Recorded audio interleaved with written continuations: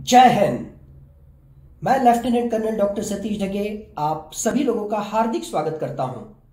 आज की अपनी चर्चा में जो विषय आज मैं चर्चा करने वाला हूं वो है हमारे आंतरिक सुरक्षितता से संबंधित, इंटरनल सिक्योरिटी से रिलेटेड। और जो प्रश्न आज मैं आपको पूछने वाला हूं जिससे संबंधित हम चर्चा करेंगे, क्या सही समय आया है कि भारत में आंतरिक सुरक्षितता से संबंधित, इंटरनल सिक्योरिटी से संबंधित एक्सक्लूसिव, हटके, एक स्वतंत्र तरीके से एक सेपरेट मंत्रालय की, मिनिस्ट्री की जरूरत है। जैसे मिनिस्ट्री ऑफ होम अफेयर्स होता है, वैसे मिनिस्ट्री ऑफ इंटरनल सिक्योरिटी की जरूरत भारत को आज है या नहीं, इसी विषय पर मैं आपके साथ आज चर्चा करने वाला हूं। देखिए, मूलतः अगर हम भारत की प्रशासकीय व्यवस्था वहां पे देखते हैं तो भारत के प्रशासकीय व्यवस्था में अलग अलग तरह के मंत्रालय हैं और उन मंत्रालयों के अंतर्गत अलग अलग तरह के विभाग होते हैं। अगर हम आंतरिक सुरक्षितता से संबंधित बात करेंगे तो आज हमारे पास मिनिस्ट्री ऑफ होम अफेयर्स है। हमें जैसे पता है, इस मिनिस्ट्री ऑफ होम अफेयर्स के केंद्र स्तर पर जो कैबिनेट मिनिस्टर है वो अमित शाह है। और इस मिनिस्ट्री ऑफ होम अफेयर्स के अंतर्गत, इस गृह मंत्रालय के अंतर्गत 6 अलग अलग तरह के विभाग हैं, 6 अलग अलग तरह के डिपार्टमेंट्स हैं। जहां पर department of Jammu and Kashmir and Ladakh, Jammu और कश्मीर और लद्दाख से संबंधित जो अलग अलग विषय है उससे संबंधित एक सेपरेट डिपार्टमेंट बनाया गया है। डिपार्टमेंट ऑफ स्टेट्स, हमारे देश में जो अलग अलग राज्य है, इंटरस्टेट, राज्य राज्य के संबंध, केंद्र और राज्य इनके बीच में के संबंध, जिसे हम कहते हैं गवर्नर्स रूल, जिसे हम कहते हैं नेशनल इमरजेंसी, इससे संबंधित अलग अलग विषयों से संबंधित निर्णय लेने के लिए यह डिपार्टमेंट ऑफ स्टेट्स एक महत्वपूर्ण भूमिका वहां पे उसकी रहती है। डिपार्टमेंट ऑफ बॉर्डर मैनेजमेंट, हमारे देश की जो सीमाएं हैं उन सीमाओं का रक्षण करने से संबंधित अलग अलग तरह के CAPF, centrally armed police forces, पहले जिसे हम पैरामिलिट्री फोर्सेस कहते हैं, अर्धसैनिक बल हम जिसे कहते थे, तो इस तरीके के सीआरपीएफ हो, सीआईएसएफ हो, आईटीबीपी हो, ये अलग अलग तरह के जो अर्धसैनिक बल हैं उनसे संबंधित ये डिपार्टमेंट ऑफ बॉर्डर मैनेजमेंट, ये एक डिपार्टमेंट हमारे पास है। डिपार्टमेंट ऑफ इंटरनल सिक्योरिटी, आंतरिक सुरक्षितता से संबंधित जो अलग अलग प्रश्न है उसका एक तरीके से निपटारा करने के लिए, उसको टैकल करने के लिए एक separate department, department of internal security, ये भी मिनिस्ट्री ऑफ होम अफेयर्स के अंतर्गत वहां पे है। डिपार्टमेंट ऑफ ऑफिशियल लैंग्वेजेस, अलग अलग तरह के ऑफिशियल लैंग्वेजेस, जो 22 अलग अलग तरह की भाषाएं भारतीय राज्य घटना के अनुसार है, तो उन ऑफिशियल लैंग्वेजेस से संबंधित भी एक डिफरेंट डिपार्टमेंट हमारे पास है मिनिस्ट्री ऑफ होम अफेयर्स के अंतर्गत। और छठा जो डिपार्टमेंट है उसे हम कहते हैं डिपार्टमेंट ऑफ होम।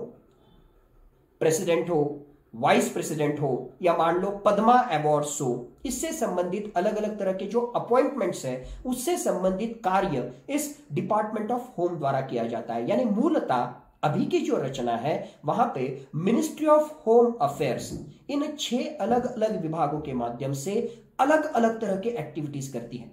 लेकिन सचमुच में ये एक्टिविटीज को अगर हमने देखा तो मिनिस्ट्री ऑफ होम अफेयर्स का काम बहुत सारा है। उनके अधिकारी, उनके मंत्रीगण मिनिस्ट्री ऑफ होम अफेयर्स से संबंधित दे आर ओवरबर्डन। उनके पास जो है इतना सारा काम है कि हर एक काम के तरफ सही तरीके से समय देना, सही तरीके से जो है एक्सपर्ट तरीके से उसका इंप्लीमेंटेशन करना बहुत बार पॉसिबल नहीं होता है। पद्मा अवार्ड्स हो, लैंग्वेजेस से रिलेटेड हो, प्रेसिडेंट्स रूल वहां पर हो, अलग अलग तरह के अपॉइंटमेंट्स हो, बॉर्डर मैनेजमेंट हो, इतना सारा काम उनको वहां पे करना होता है। और ये जब इतना सारा हम काम कर रहे हैं तो कहीं ना कहीं एक महत्वपूर्ण विषय जो है आंतरिक सुरक्षितता, उस आंतरिक सुरक्षितता से संबंधित एक्सपर्ट तरीके से, डिटेल्ड तरीके से उससे संबंधित निर्णय लेना और उन निर्णयों का इंप्लीमेंटेशन करना बहुत बार मिनिस्ट्री ऑफ होम अफेयर्स को पॉसिबल नहीं होता है। और शायद उसी का परिणाम है कि पिछले कई दशकों से हम देख रहे हैं भारत के सामने आंतरिक सुरक्षितता से संबंधित जो प्रश्न है उसका पूरी तरीके से निपटारा करने में कहीं ना कहीं हम नाकामयाब हुए हैं। तो कौन से अलग अलग इंटरनल सिक्योरिटी से संबंधित, आंतरिक सुरक्षितता से संबंधित प्रश्न है। अगर हम इन प्रश्नों की चर्चा करें तो हमारे आंखों के सामने आता है टेररिज्म, आतंकवाद। पिछले 4 दशकों में पाकिस्तान ने यह देखा कि डायरेक्टली जो है हम भारत को हरा नहीं सकते हैं, तो फिर भारत को अगर परेशान करना है तो उसके आंतरिक सुरक्षितता से संबंधित प्रश्न तैयार करो। ब्लीडिंग इंडिया थ्रू 1000 कट्स, इस तरह की रणनीति अपनाओ जिसके माध्यम से भारत की आंतरिक व्यवस्था ये पूरी तरीके से टूट जाए, और इसके लिए प्रॉक्सी वॉर, इसकी वजह से छुपा युद्ध, इसकी वजह से उन्होंने आतंकवाद का इस्तेमाल करते हुए भारत के आंतरिक सुरक्षितता को एक तरीके से छेद देने का प्रयत्न उन्होंने किया है। 1980 के दशक से मुख्यतः जम्मू कश्मीर और कुछ राज्यों में इन्होंने इस आतंकवाद का इस्तेमाल करना शुरू किया, और हम वर्ष 2022 में हैं, अभी भी आतंकवाद का प्रश्न पूरी तरीके से हम उसका निपटारा नहीं कर सके। यानी भारत के सामने आतंकवाद का प्रश्न आंतरिक सुरक्षितता से संबंधित महत्वपूर्ण प्रश्न है। सिर्फ इतना ही नहीं, हमारे सामने लेफ्ट विंग एक्सट्रीमिज्म, जिसे हम नक्सलवाद, नक्सलिज्म के माध्यम से जानते हैं, लेफ्ट विंग एक्सट्रीमिज्म, अभी भी जो है बहुत सारे ट्राइबल, बहुत सारे बैकवर्ड स्टेट्स में रेड कॉरिडोर, नक्सलिज्म का प्रश्न, लेफ्ट विंग एक्सट्रीमिज्म का प्रश्न बहुत बड़े पैमाने पर है। अभी भी लेफ्ट विंग एक्सट्रीमिज्म का प्रश्न पूरी तरीके से खत्म नहीं हुआ है, और कुछ राष्ट्र जिसमें मुख्यतः चाइना का समावेश होता है, अलग अलग तरह के शस्त्रास्त्र, अलग अलग तरह का जो है आर्थिक एक तरीके से जो है सपोर्ट चाइना द्वारा इन लेफ्ट विंग एक्सट्रीमिज्म से संबंधित ऑर्गेनाइजेशंस को, नक्सलिज्म को दिया जाता है। सो चाइना की एक तरीके से भारत को बीच में से जो है तोड़ने की जो कोशिश है, वो नक्सलिज्म के माध्यम से वो आगे बढ़ाने की कोशिश कर रहे हैं। यानी टेररिज्म के साथ में नक्सलिज्म का प्रश्न भी अभी भी हमारे सामने, आंतरिक सुरक्षा के सामने है। सिर्फ इतना ही नहीं, कम्युनलिज्म, धार्मिक एक तरीके से जो है द्वेष, उसके संबंध में भी जो है बहुत ज्यादा पैमाने पर प्रश्न बढ़ रहे हैं। और मुख्यतः पिछले कुछ सालों में जिस तरीके से सोशल मीडिया के माध्यम से, जिस तरीके से जो है मीडिया के माध्यम से कुछ क्लिप्स, कुछ वीडियोस, कुछ फोटोग्राफ्स, मॉफ्ड एडिटेड फोटोग्राफ्स डाल के एक तरीके से धार्मिक भावनाओं को भड़काने का काम भी समय समय पर वहां पे होता है, और इसके वजह से अलग अलग तरह के दंगे, अलग अलग तरह का जो है धार्मिक वाद हमेशा भारत में देखने को हमें मिलता है। यानी ये भी खतरा, कम्युनलिज्म का खतरा हमारे सामने है।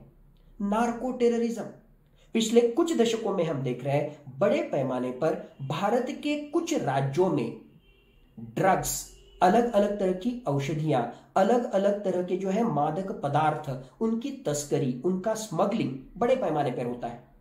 भारत की अगर भौगोलिक व्यवस्था अगर हम देखेंगे तो भारत के नॉर्थ वेस्ट में पाकिस्तान जैसा राष्ट्र है, अफगानिस्तान जैसा राष्ट्र है, और वहां पर ईरान जैसा राष्ट्र है।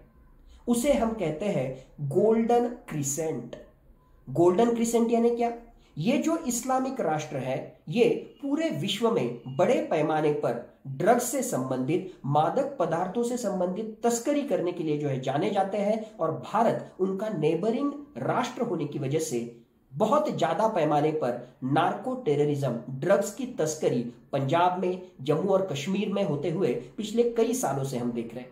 सिर्फ प्रश्न यहीं पे खत्म नहीं होता है। भारत के अगर हम साउथ ईस्ट में देखेंगे तो वहां पर जो राष्ट्र है, जिसमें म्यांमार, लाओस, थाईलैंड, इन राष्ट्रों का समावेश होता है, और हम उसे कहते हैं गोल्डन ट्रायंगल।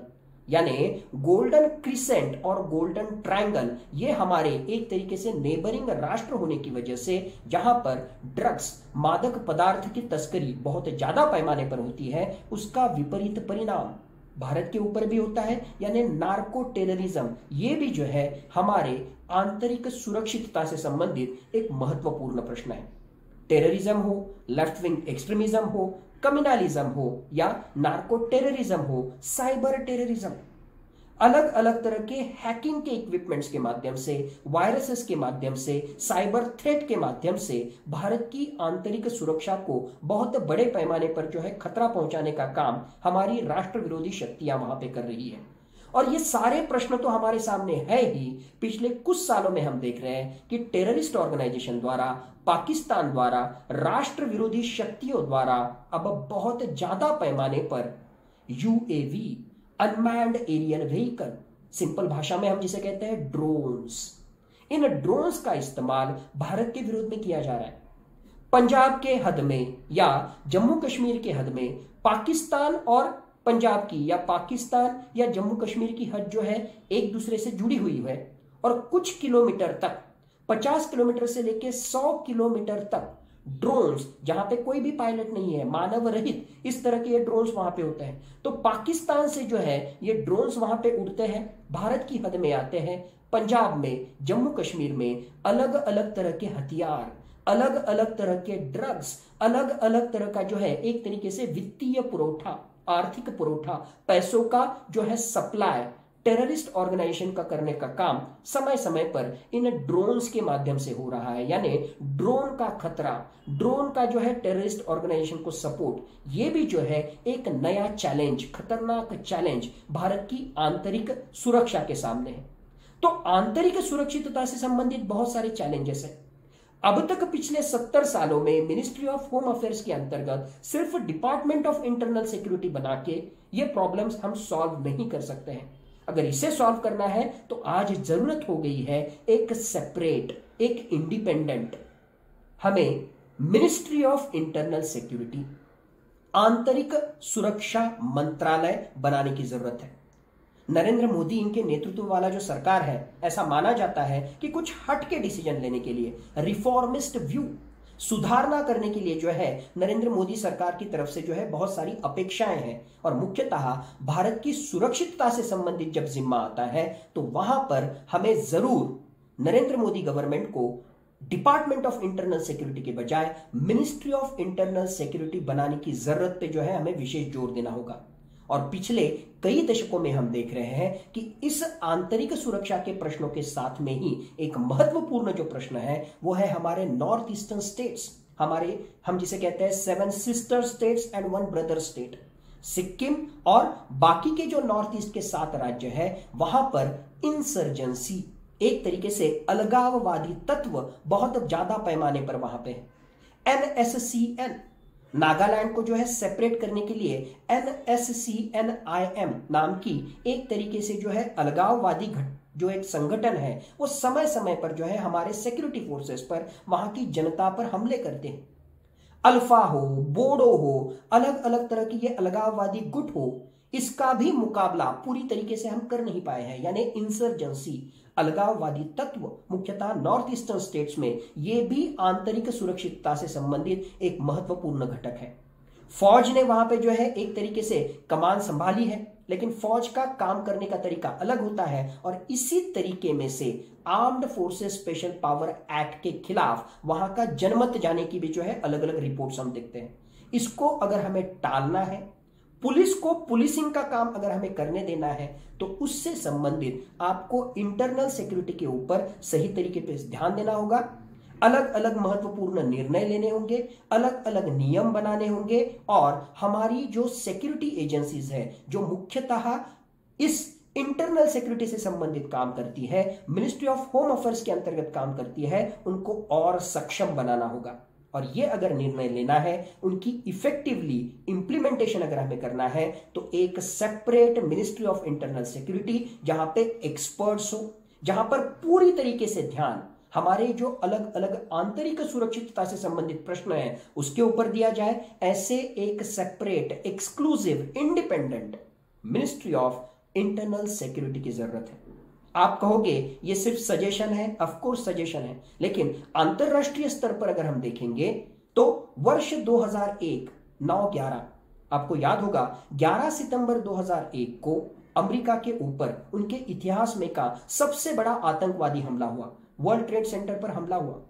अमेरिका ने जो है उस हमले को, आंतरिक सुरक्षितता से संबंधित इस खतरे को पहचाना और 1 साल के भीतर वर्ष 2002 में उन्होंने एक separate department of homeland security DHS की स्थापना की।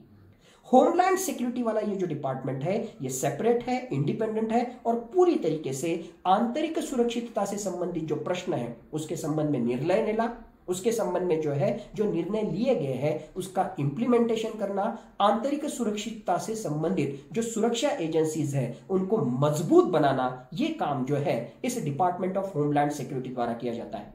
वर्ष 2002 से वर्ष 2022 20 साल से ज्यादा समय वहां पर जो है एक तरीके से व्यतीत हुआ है और अमेरिका में 2001 में जो इतना बड़ा इस्लामिक टेररिज्म ऑर्गेनाइजेशन द्वारा हमला किया गया था, पिछले 20 सालों में कोई बड़ा टेररिस्ट वाला हमला अमेरिका के खिलाफ नहीं हो सका है। इसमें महत्वपूर्ण भूमिका रही डिपार्टमेंट ऑफ होमलैंड सिक्योरिटी की। अगर अमेरिका उनके आंतरिक सुरक्षा से संबंधित प्रश्नों का निपटारा department of homeland and security के माध्यम से कर सकता है, तो भारत के सामने भी जो अलग अलग तरीके के आंतरिक सुरक्षितता से संबंधित प्रश्न हैं और दिन ब दिन वो और जटिल होते जाएंगे और कॉम्प्लिकेट होते जाएंगे, उसको अगर रोकना है तो भारत में भी एक separate, independent, exclusive ministry of internal security की जरूरत है। इस विचार के साथ, इस चर्चा के साथ हम यहीं पे रुकते हैं। नेक्स्ट टाइम फिर से कोई अलग विषय, कोई अलग चर्चा। तब तक के लिए धन्यवाद। जय हिंद।